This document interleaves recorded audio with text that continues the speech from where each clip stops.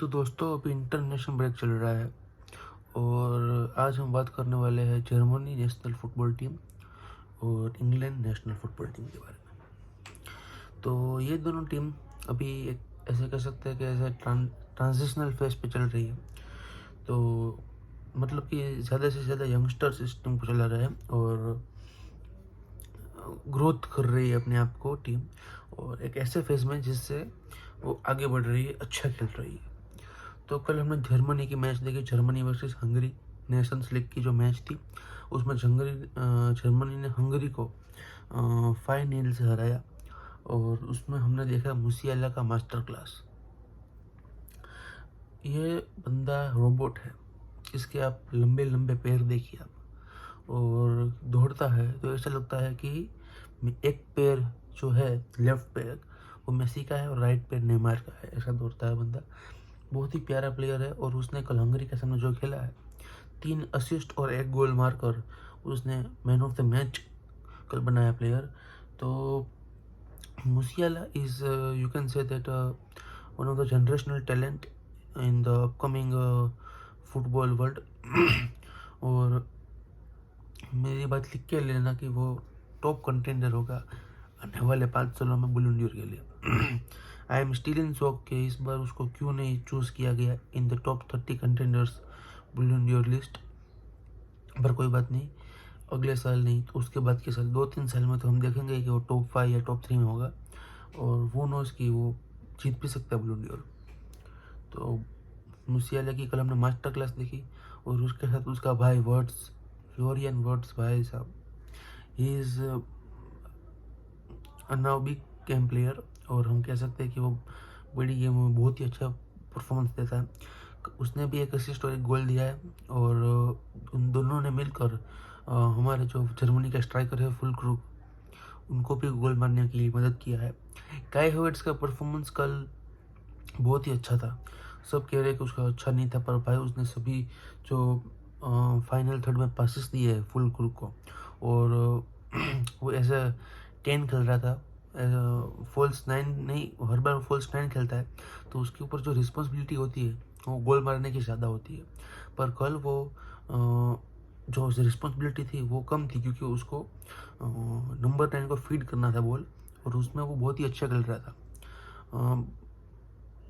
Germany हमेशा wing से attack करती है, पर कल हम देख रहे थे सेंट्रली भी जर्मनी बहुत स्ट्रांग थी, और उसके लिए काई हैवर्ट्स ने बहुत ही अच्छा परफॉर्मेंस दिया था। काई हैवर्ट्स ने भी एक गोल मारा पेनल्टी से, 2 बार उसने क्रॉस बार को हिट किया, और एक बार गोल कीपर ने सेव कर दिया, वाइड चला गया था बॉल। तो काई हैवर्ट्स ने भी कल डिसेंट परफॉर्मेंस दिया। पर मेरे हिसाब से कल सबसे जो बेहतरीन प्लेयर था वो था एंड्रिक। एंड्रिच ने कल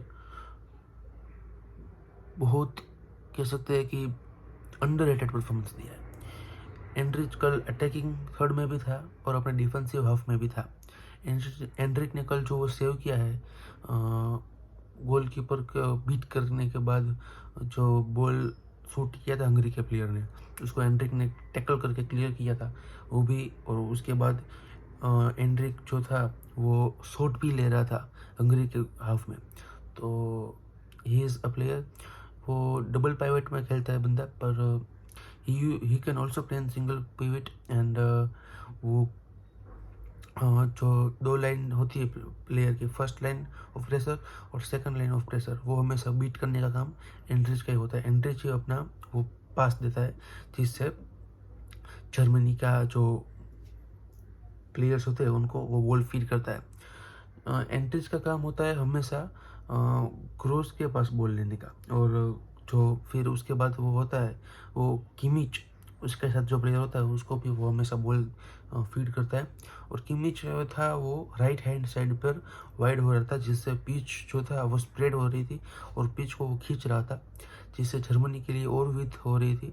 और दोनों सेंटर बैक जो थे वो भी जर्मनी के थे, वो बहुत ही कह सकते हैं कि लाइन मेंटेन कर रहे थे, हायर लाइन मेंटेन कर रहे थे, जिससे जर्मनी को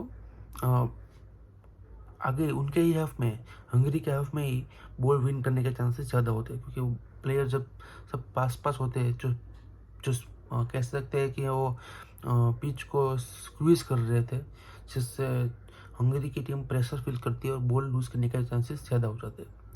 तो जर्मनी ने कुछ बहुत ही अच्छे मोमेंट्स दिए कल।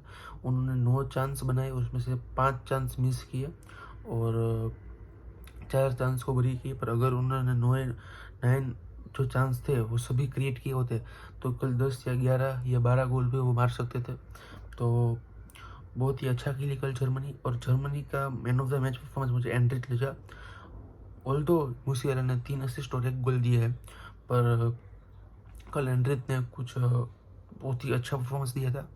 और उसके बाद पाब्लो लिच आते हैं और वो भी अच्छा परफॉर्मेंस करते हैं, जिसके हिसाब से वो बहुत ही अच्छा खेलते हैं।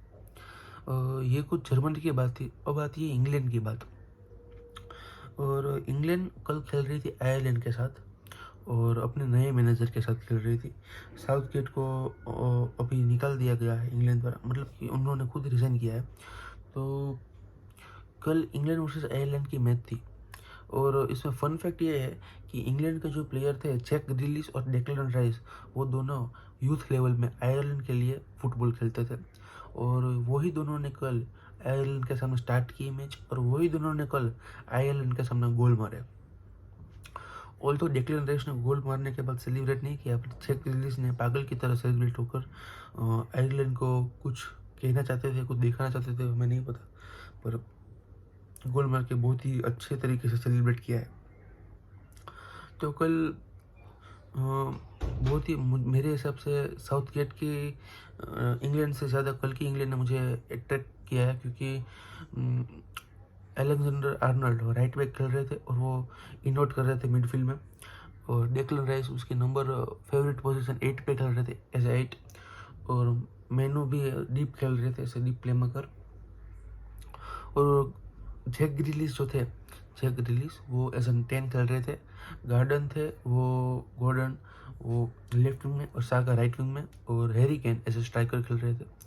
तो कुछ ऐसा प्यारा सा फुटबॉल खेलने को दिखा कल, और इसके हिसाब से मुझे लगा कि इंग्लैंड ने कल एट्रैक्टिव मैच खेला।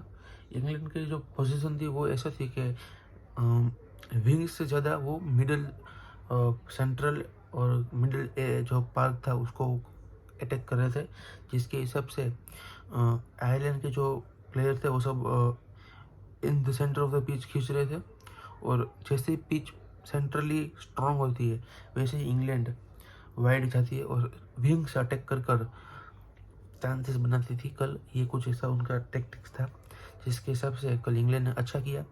और फिर बात करते हैं नेदरलैंड्स की। और नेदरलैंड्स ने कल कह सकते हैं कि रायट रन किया था, और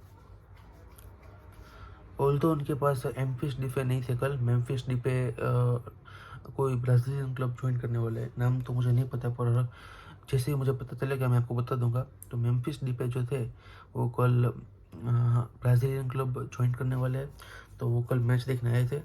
और फिर सैवी सिमंस, वेगोस्ट और राइनलैंडर्स, और फिर ये सब कुछ प्लेयर थे जिन्होंने कल गोल मारा। ज़र्क्ज़ी का कल हमने परफॉर्मेंस देखा और बहुत ही अच्छा ज़र्क्ज़ी का परफॉर्मेंस लगा, क्योंकि ज़र्क्ज़ी मैनचेस्टर यूनाइटेड में एरिक टेन हग को कुछ ये कल का मैच स्टडी करना चाहिए देखकर, और देखना चाहिए कि कोमन ने ज़र्क्ज़ी को कैसे यूज़ किया। उनको फ्री कर दिया था, और जिसके हिसाब से ज़र्क्ज़ी ने जो परफॉर्मेंस दिया वो कल बहुत ही अच्छा परफॉर्मेंस दिया। और आई थिंक कि कल मैन ऑफ द मैच मेरे हिसाब से ज़र्क्ज़ी थे। ज़र्क्ज़ी का परफॉर्मेंस कल ऐसे देखा जाए तो बहुत ही अच्छा था। 1 असिस्ट और 1 गोल मारकर उसने नेदरलैंड्स को पहले ही हाफ में लीड दे दी थी, पर बाद में 2 गोल ओपोनेंट ने भी मारा नेदरलैंड्स के। डेलिट का कल परफॉर्मेंस इसे देखे तो ठीक नहीं था, बहुत ही जैसे कह सकते हैं कि उसके लेवल का परफॉर्मेंस नहीं था, पर साथ में वन डैक था इसलिए कोई मतलब कि दिक्कत नहीं हुई। पर ये कुछ कल का रिव्यू है, और तीनों ही टीम ट्रांजिशन लेवल से चल रही है, वो ग्रोथ पे चल रही है अपने। तो आई होप कि वो तीनों ही टीम सक्सेसफुल हो गई सके और अभी तो नीदरलैंड की टीम में फ्रैंकी डी जॉन्ग भी आना बाकी है, इंग्लैंड में बेलिंगम आना बाकी है, और जर्मनी में तो सब सॉर्टेड है। तो थैंक यू गाइस, अगर आपको वीडियो अच्छी लगा हो तो मेरा ये मुंह आपने पहली बार देखा है तो प्लीज़ जाकर सब्सक्राइब कीजिए और बेल आइकन को दबाइए, और ये वीडियो अगर आपको अच्छी लगी हो तो लाइक करना। Thank you, peace out.